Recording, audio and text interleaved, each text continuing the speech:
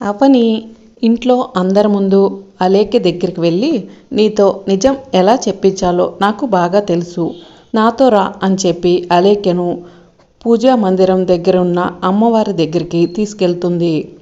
అలేఖ్య, నువ్వు ఎవ్వరికీ భయపడవలసిన అవసరం లేదు. ఏం జరిగిందో అమ్మవారి ముందు నిజం చెప్పు. నువ్వు నిజం చెప్పకపోతే అమ్మవారి మీద ఒట్టే అని అవని అంటూ ఉంటుంది. అలేఖ్య ఒక్కసారిగా షాక్ అవుతుంది. నువ్వు అమ్మవారి మీద ఒట్టు అన్న తర్వాత నిజం చెప్పకుండా ఉండలేనక్క, చెప్తాను అని చెప్పి అలేఖ్య చెప్తూ ఉంటుంది.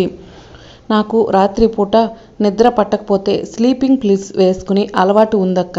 హాస్పిటల్ పని మీద బయటకు వెళ్ళి శ్రీకర్ గారితో ఒక రాత్రంతా ఉన్నాను అని అలేఖ్య చెప్తూ ఉంటే అవని, వేదవతి, ప్రసాదరావు షాక్ అయి అలానే చూస్తూ ఉంటారు. మరి రాబోయే ఎపిసోడ్లో అలేఖ్య నిజం చెప్పేస్తుందా?